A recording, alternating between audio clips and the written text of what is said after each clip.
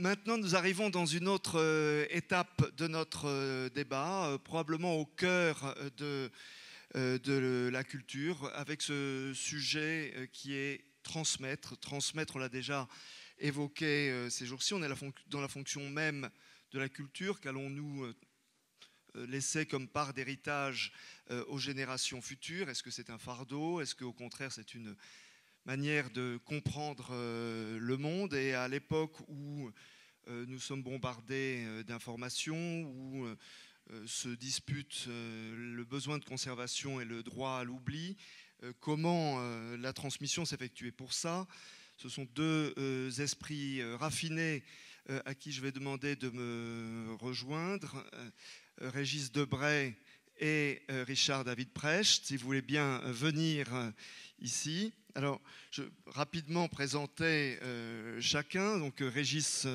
Debray est le philosophe et l'écrivain membre de l'Académie Goncourt que nous savons. Il a finalement une vie aussi de personnage de roman, peut-être de roman ou personnage d'histoire, puisque après La Rue d'Ulm, dont il est classique, et une agrégation de philosophie, c'est sur les pas de Che Guevara qu'il est parti en Amérique latine. On le sait tous, il y a été condamné après avoir été capturé en 1967. Son histoire rebondit sous les ordres de l'Élysée, puisque de retour en France, il est chargé de mission pour les relations internationales auprès de François Mitterrand, le président de la République. Après la thèse de doctorat qu'il passe, il fonde les cahiers de médiologie, qui sont devenus maintenant la revue trimestrielle Medium. Et c'est lui qui va dialoguer avec Richard David Precht. Richard David Precht, d'abord, merci, parce que c'est la troisième fois que Richard vient au Forum d'Avignon.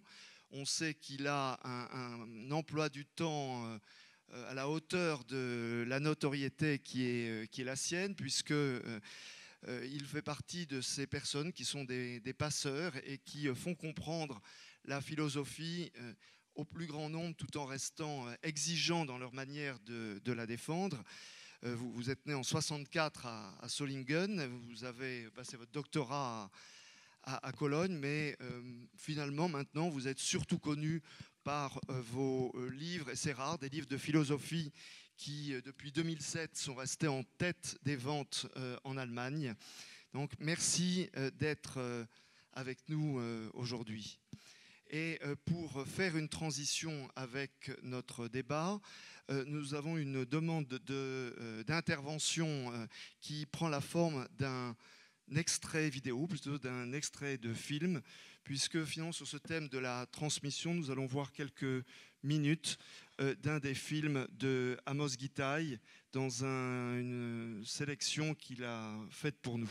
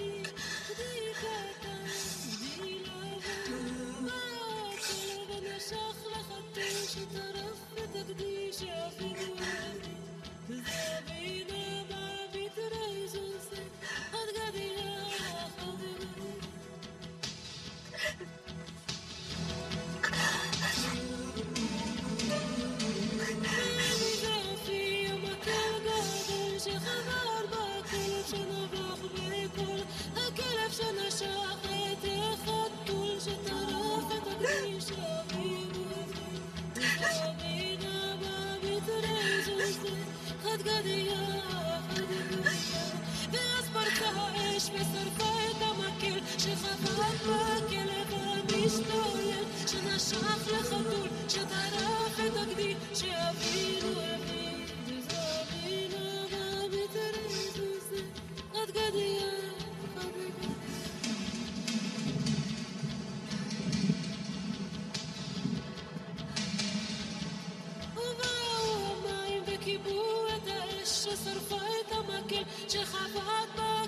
שנשך לחתול שטרף את הקדיש שאבינו הביא לזוהינה בביטרס הזה עד גדיה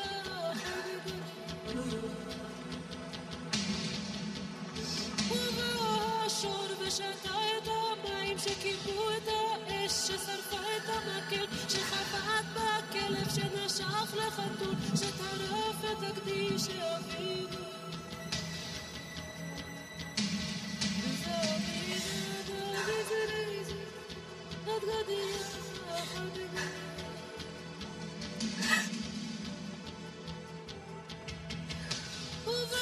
שוחט ושחט את השור ששתה את המים שכיבו את האש ששרפה את המקל שחבט בכלב שנשך לחתול שטרף את הקדיש שאבינו הביא ובמלאך המוות והרג את השוחט ששחט את השור ששתה את המים שכיבו את האש ששרפה את המקל שחבט בכלב שנשך לחתול שטרף את הקדיש שאבינו הביא וזוהינה בביטרס הזה עד גדיה עד גדיה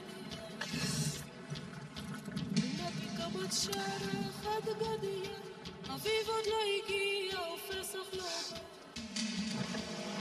בא לא השתנה לך מה השתנה אני השתניתי להשם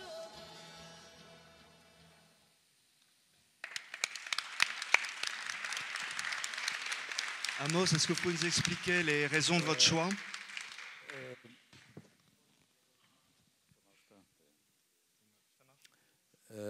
Malheureusement, c'était l'extrait non sous-titré, mais c'est le chant de Pâques qui raconte le cycle de violence. Il pose des questions jusqu'à quand le cycle de violence de oppresseur, l'oppressé, va continuer. Mais peut-être la prochaine fois. Merci. Régis Debray, you have the floor. Il est difficile de descendre du plafond de la chapelle Sixtine au ras des pâquerettes et de passer de l'émotion que nous donne Amos Guita. Il y a quelques définitions, mais parfois il n'est peut-être pas inutile de savoir ce dont on parle. Et de même qu'Elie Barnavi, hier, a su distinguer deux sens du mot culture, la culture création des œuvres de l'esprit ou la culture singularité collective transmise d'une génération à une autre, je crois qu'il faut essayer effectivement de préciser ce qu'on entend par transmission. Mais je reviens à la définition de Barnavi, parce que la question aujourd'hui est de savoir si on peut inventer sans hériter, si on peut créer sans s'éduquer. Et au fond, rappelons-nous tout de même que le ministère de la Culture a été fait contre le ministère de l'Éducation.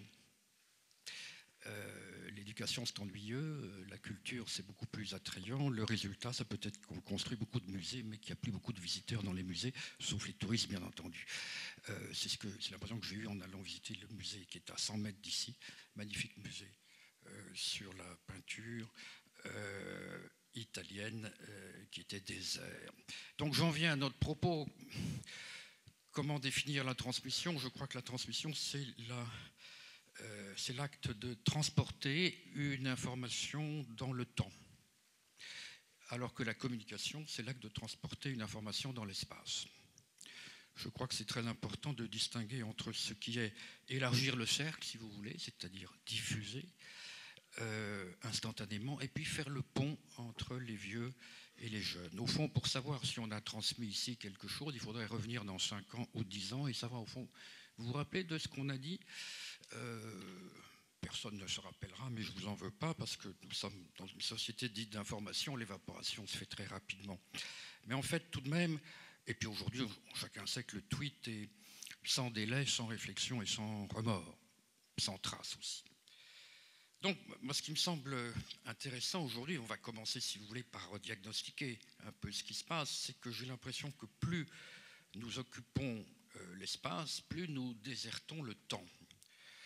Un villageois en 1850, il vivait dans un espace très étriqué, mais il inscrivait sa vie dans les saisons, les générations. Nous, les speedés de l'an 2000, on voyage à travers le monde, mais notre temps s'est considérablement réduit. C'est-à-dire que les distances nous sont devenues indifférentes et les délais nous sont devenus insupportables. Et moi, j'ai été frappé tout de même d'entendre hier une réflexion stupéfiante lorsque nos jeunes amis à l'université ont décrit leur idéal tout de suite. Tout de suite, c'est la définition de la barbarie. Au fond, tout de suite, c'est vraiment, je dirais, ça veut dire sauter à la gorge de son adversaire ou sauter sur une jolie voisine. Mais aimer n'est pas sauter. On a inventé les bagatelles de la porte, vous vous souvenez. Je ne sais pas comment traduire les bagatelles de la porte en anglais ou en allemand. Bref, ça, le tout de suite, c'est la pulsion. C'est la pulsion sans médiation, sans retard. Et aujourd'hui, donc, je constate que partout, l'espace supplante le temps. Même la forêt de Brocéliande s'appelle un espace vert. On a entendu ce matin un espace de parole, un espace de rencontre. Au fond, c'est le temps qui donne du goût à la vie, mais à trop vouloir en gagner, on finit par perdre le temps. Et donc, le goût de la vie, tout simplement. Et au fond, c'est tout de même symptomatique. Avec le GPS, on se localise de mieux en mieux, mais on se périodise de moins en moins. Et d'ailleurs, quand on appelle quelqu'un à son portable, on lui demande où es-tu et non pas d'où viens-tu. Donc là, je trouve que cette société de communication, c'est un présentisme, et le présentisme n'est pas une civilisation, c'est un perpétuel happening, sans temps mort, mais qui est peut-être parfois persécutant. Moi ici, honnêtement, je me suis senti un peu agressé par la vitesse. Il faut aller vite. Il faut aller vite. Vous savez, il y a un roman de Kundera où un motocycliste a une scène de ménage. Alors il monte sur sa motocyclette et il va accélérer de plus en plus vite pour oublier. Et finalement, évidemment, il va rentrer dans un arbre. Ça veut dire que le degré de vitesse est proportionnel à l'intensité de l'oubli. C'est un peu la morale de ce que Kundera essaye de nous dire. Donc on a, si vous voulez, ce que je crains, une sorte d'explosion des mobilités et une implosion des continuités. Alors là, c'est, à mon sens, un problème très grave entre le décalage, si vous voulez, entre le temps de l'information, qui est de plus en plus rapide, et le temps de la formation qui ne bouge pas, comme l'a dit notre amie japonaise ce matin. Il faut toujours 9 mois pour faire un enfant. Pour aller de Paris à Moscou, le trajet s'est réduit d'un facteur 100. On met 3 heures au lieu de 3 semaines, au temps de Tolstoï. Mais pour lire Guerre et paix, ça demande toujours le même temps. Et je trouve ça un peu... C'est toujours aussi longuet, quoi, je veux dire. Bon. Disons le mot, c'est toujours aussi ennuyeux. Bon. Autrement dit, il y a des temps incompressibles qui sont les temps de l'éducation, les temps de la formation, les temps de l'apprentissage. Et j'ai très peur que ce temps-là soit de moins en moins reconnu et salué comme il le convient. Alors, évidemment, j'ai l'air de vous dire qu'il faudrait libérer, comment dirais-je, libérer le monde de la communication instantanée dans laquelle nous vivons. Il faudrait, on l'a dit, lui donner le maximum d'espace. Je pense que nous souffrons de communication, nous souffrons d'un excès de communication, d'un défaut de transmission, mais je pense que c'est notre situation à nous. Il y a d'autres pays, et c'est ce que je pensais tout à l'heure en écoutant, en regardant Dilem et Kishka, qui m'ont beaucoup impressionné. Il y a d'autres pays où on a le sentiment qu'il y a un excès de transmission. Je veux dire qu'il y a un tel devoir de mémoire, un tel impératif coercitif de la mémoire, qu'on a affaire à un présent bloqué, avec un passé idéalisé qui se pose comme une norme absolue, et que cela étouffe. Et la transmission, il y a des excès de transmission, hein. Il y a des excès de mémoire, il y a des abus de mémoire. Et ces abus de mémoire culturelle, ça fait du fanatisme aussi. Donc je pense qu'il faut un peu distinguer selon la géographie. Il faut distinguer entre je dirais entre un monde où il y a des bulles et puis un monde où il y a des bunkers, si vous voulez. Un monde où il y a l'homme bulle et puis un monde où il y a des hommes bunkers. des hommes bunkers qui sont absolument paralysés par leur mémoire, enchaînés à la répétition, pour ainsi dire. Et puis, il y a nous, si j'ose dire, qui sommes un peu des hommes bulles, ce qui est normal dans un monde où on s'émeut instantanément de tout pour ne s'occuper durablement de rien. Ce qui est un peu, je crains, notre situation. Donc,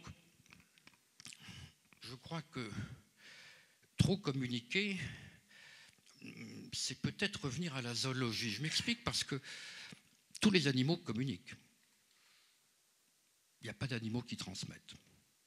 Ça peut se discuter, mais il n'y a pas d'animaux, il n'y a pas de singe qui transmet un bâton pour décrocher le fruit à son fils. Il faut que le fils réapprenne tout. Nous, par chance,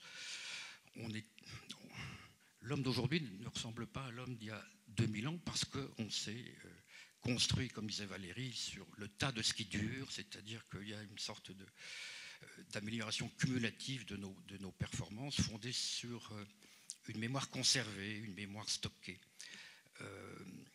Et j'ai peur aujourd'hui qu'il y ait une sorte de...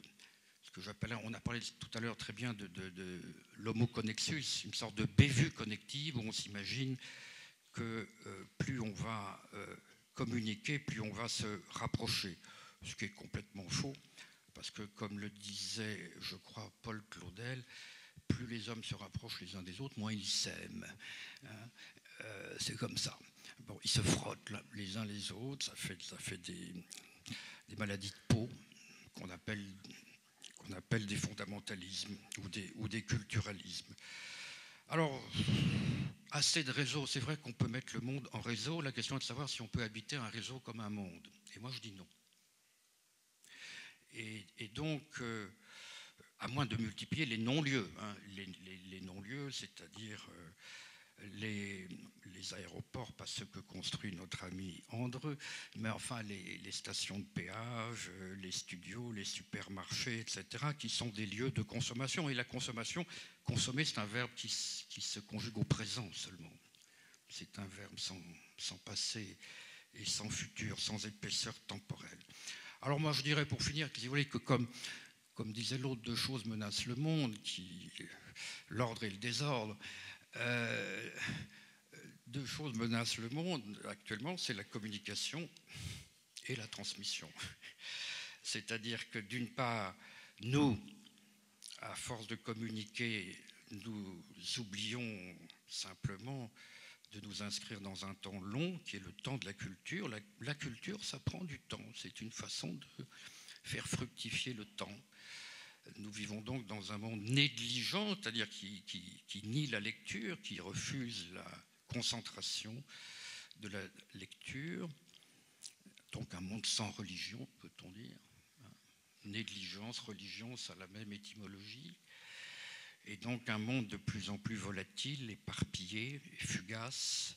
Et puis il y a un autre monde qui était un peu celui de l'Union soviétique, jadis, ou de l'Égypte pharaonique, c'est-à-dire un monde où les morts dominent, possèdent les vivants, si vous voulez. Nous, on ne sait plus dialoguer avec les morts, c'est la définition de la culture. La culture, c'est le culte des grands morts, parce que la technique n'a pas de mémoire. Un tracteur ne dialogue pas avec une charrue. Mais quand on a une culture, on peut dialoguer avec les morts. Et c'est ça ce qui fait qu'on a tout de même par-devers nous une certaine épaisseur. Alors entre l'empire des sarcophages, je dirais, et puis l'empire du loto, essayons de trouver un juste milieu entre le bunker et la bulle. La bulle, ça peut faire la jungle, le bunker, ça peut faire des morts, mais on se tue très bien, aussi bien par, je dirais, par l'oubli de la culture écrasée par nos techniques de communication, et d'autre part, par l'oubli du présent écrasé par la mémoire du passé. Voilà quelques mots introductifs.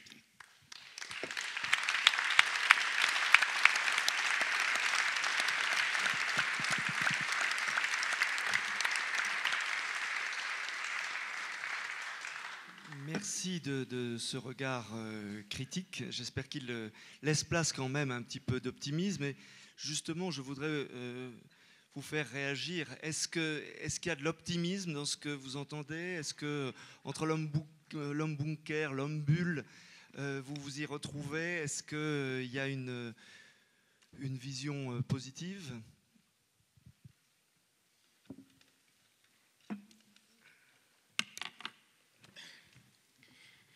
Ja, vielen Dank, Monsieur Debré. Ich habe Ihren Ausführungen gerne gelauscht.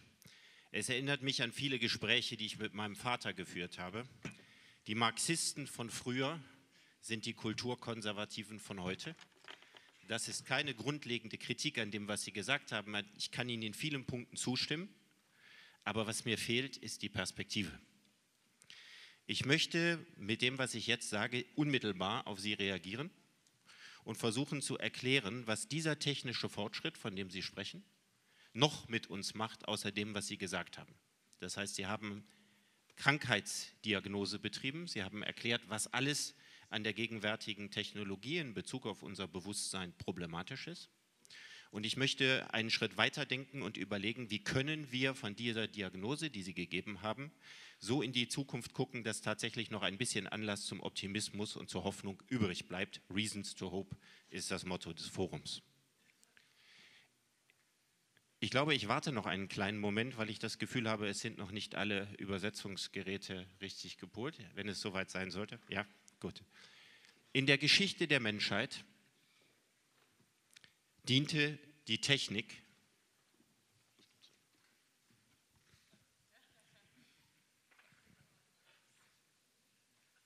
Maybe you can summarize a part of what you said in order that people Okay, resume. I summarize again? Okay.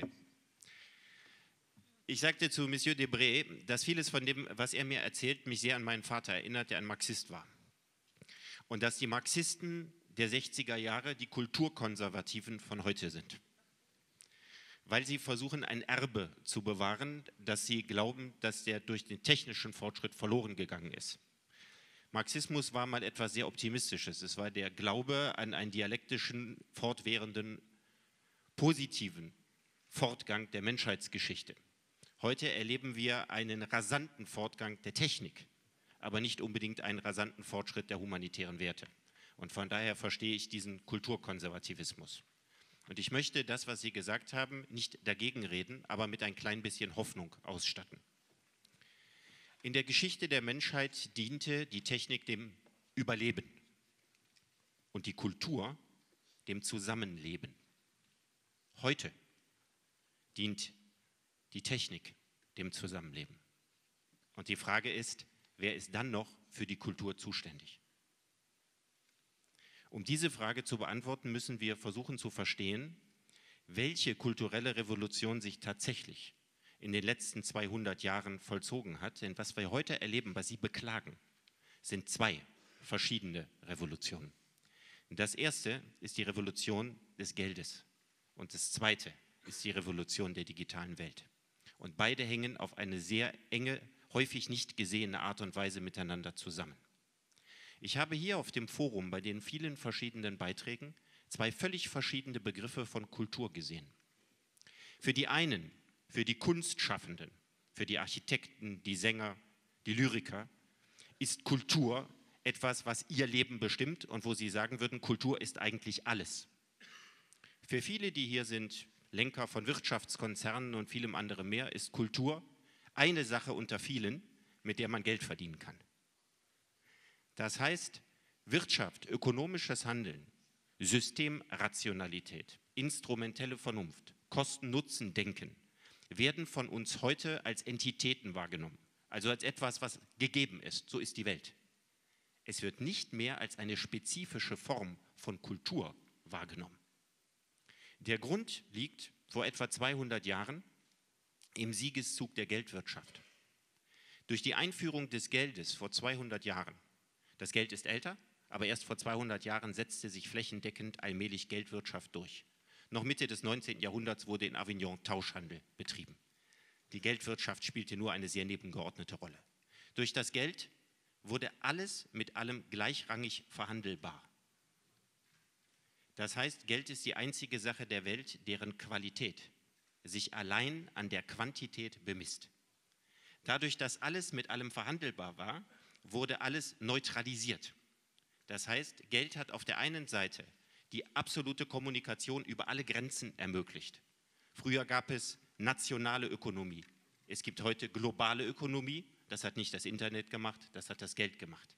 Das Geld sorgt dafür, dass Menschen über alle Kulturgrenzen miteinander kommunizieren, sich austauschen, Handelsbeziehungen aufgebaut haben. Das heißt, der große Equalizer der Weltkultur war das Geld. Der zweite ist das Internet auf genau die gleiche Art und Weise. Der zweite große Equalizer mit genau den gleichen Gefahren. Auf der einen Seite muss man sagen, gucken wir uns Westeuropa vor 200 Jahren an, schauen wir uns Westeuropa heute an, dann sehen wir, welche unglaublichen Segnungen die Geldwirtschaft gebracht hat. Auf der anderen Seite sehen wir, dass alle anderen traditionellen, kulturellen Werte es gegen das Geld schwer haben. Religionen, Identitäten, kulturelle Identitäten, Traditionen, alles das wird unter der Herrschaft des Geldes nivelliert. Und das Internet setzt diese Tendenz nur fort. Das heißt, die digitale Welt, deren Nachteile Sie aufgezählt haben, setzt nur einen Prozess fort, der in der Geldwirtschaft schon angelegt ist. Und dieser Prozess hat eine ganz vorteilhafte Seite. Die Demokratisierung der Welt ging mit der Geldwirtschaft einher. Die Demokratisierung durch den Abbau von Klassen, Standesgegensätzen, Internationalisierung. Länder, die miteinander Handel treiben, haben mehr als nur ein Handelsinteresse miteinander. Kultureller Austausch folgt dem Handelsaustausch. Aber auf der anderen Seite die Nivellierungsproblematik. Folge: In unserer heutigen Gesellschaft ist jeder Mensch ein Kapitalist, weil er die kapitalistische Kultur als seine einzige Leitkultur akzeptiert. Wir investieren in unsere Partnerschaften. Wir ziehen das Risikokapital wieder ab, wenn es sich nicht mehr lohnt. Wir sind zwischenmenschlich Kapitalisten unserer selbst geworden. Wir wissen, dass wir 50% des genetischen Aktienbesitzes an unseren Kindern halten. Das heißt, wir haben eine Kultur der Vermarktung von alles und allem gemacht, in der die Kunst jetzt ein kleiner Bereich unter vielem anderen ist, in dem wir Kultur als eine Ware betrachtet haben und nicht mehr merken, dass jene Umgangskultur miteinander, die Kultur als Ware betrachtet, ihrerseits eine Form von Kultur ist und nicht alternativelos. Und damit komme ich zu dem kleinen Stück der Hoffnung. Was wir brauchen, ist ein völlig anderes Bildungssystem. Wir haben sonst nur die Erziehungsgewohnheiten des Marktes, nach denen wir uns orientieren, wenn wir es nicht schaffen, Menschen hervorzubringen, die in der Lage sind, sich vor Aufmerksamkeitsraub zu schützen. Was uns fehlt, ist das, was Cicero Cultura Animi genannt hat, Bewusstseinskultur. Zum Beispiel die Kultur Nein zu sagen, die Kultur abzuschalten, die Kultur nicht hinzuschauen, die Kultur für sich zu sein, die Kultur sich zu sagen, das brauche ich nicht. Und es ist sehr viel Anlass zur Hoffnung, wenn Sie in der jungen Generation sehen, dann haben Sie einerseits die Natives des Internets, die andererseits davon träumen, Freiräume wieder für sich zu haben, wie sie das als kleine Kinder einmal gehabt haben. Und dazwischen wird etwas ausbalanciert und die Entscheidung wird das Bildungssystem mit sich bringen, ob wir es schaffen, in unserem Bildungssystem unsere Kinder vor Aufmerksamkeitsraub zu schützen, ob wir es schaffen, ihre Fähigkeit zur Neugier und zur Begeisterung nicht immer in kommerzielle Fahrwasser zu leiten, dass wir es schaffen, ihre Ursprungsenergie so weit wie möglich zu bewahren. Das wird das Programm.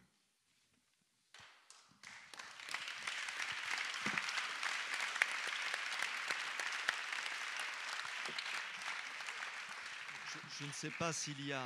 I'm not sure that there are so many reasons to hope, mais je préfère laisser la parole à... Non, moi j'aime beaucoup votre façon de faire l'éloge de l'argent comme ouverture d'horizon, agent de circulation, tout ça est très vrai. Mais je voudrais vous faire remarquer deux choses.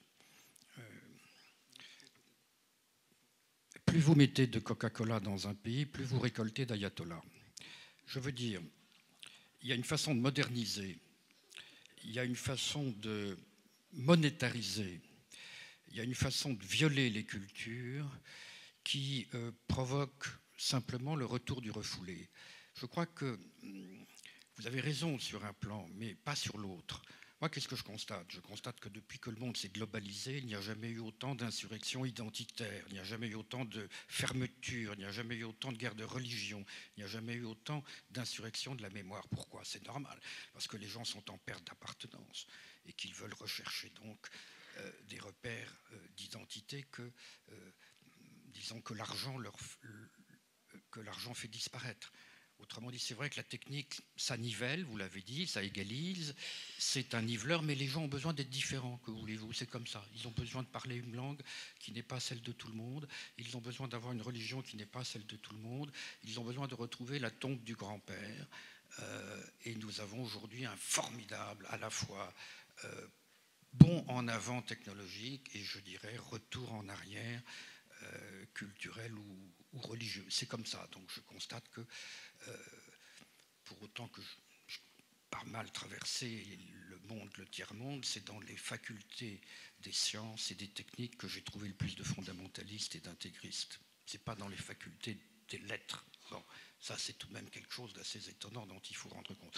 Un dernier point, nous n'avons pas assez parlé des institutions. Je trouve qu'on n'a pas besoin d'institutions pour communiquer, il y a des appareils. Mais il n'y a pas d'appareil à transmettre. Pour qu'il y ait une transmission, il faut qu'il y ait des institutions, c'est-à-dire des véhicules lents, tels que des États, des églises, des fondations, des galeries d'art, des éditeurs, qui font tourner la machine à communiquer, c'est-à-dire qui savent à la fois trier, qui savent se souvenir, qui savent avoir des projets, parce que là où il n'y a pas de mémoire, il n'y a plus de projet. Voilà, c'est tout. Je vois au regard de Richard David Precht qu'il ne partage pas tout à fait la première partie de votre analyse.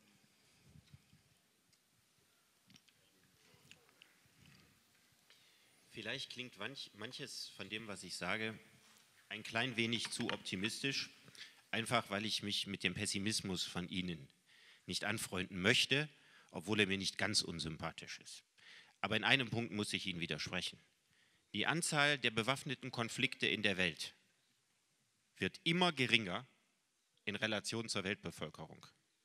Es ist falsch zu glauben, dass die Anzahl der bewaffneten Konflikte zunimmt. Auch die Anzahl der religiösen Auseinandersetzungen wird nicht mehr, aber der Fokus der Aufmerksamkeit liegt heute in einem ganz anderen Maße auf der arabischen Welt der Nachrichten, als es vor 10 Jahren oder als es vor 20 Jahren der Fall war. Ich glaube nicht, dass es eine objektive Beschreibung ist, zu sagen, dass die Anzahl der Konflikte aufgrund des kulturellen Aufeinandertreffens mehr geworden sind. Sie sind de facto tatsächlich weniger geworden. Spannend ist das, was Sie gesagt haben über das direkte Wechselverhältnis zwischen Coca-Cola und Taliban. Deutschland hatte eine deutlich andere Kultur als Amerika nach dem Zweiten Weltkrieg. Und es ist mit Coca-Cola, Hollywood, Seidenstrumpfhosen und vielem anderen mehr pazifiziert worden. Natürlich können Sie das in Form eines sich selbst missverstehenden militärischen Humanismus nicht ohne weiteres in die arabische Welt tragen. Trotzdem ist das Bedürfnis der jungen Generation, zumindest Teile unserer westlichen Kultur zu adaptieren, stärker als alle ihre Traditionen zu bewahren. Das ist in jedem Land ein wenig unterschiedlich. Und im Augenblick ist das Spannende zum Beispiel der arabischen Revolution zu sehen. Natürlich wollen die meisten jüngeren Leute der arabischen Welt nicht den Lebensstil in Frankreich haben oder in Deutschland.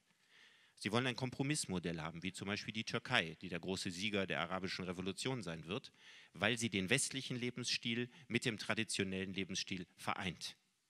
Aber das Bedürfnis, alles Alte zu behalten, ist bei jüngeren Leuten weitaus geringer, als sie meinen, aus meiner Sicht.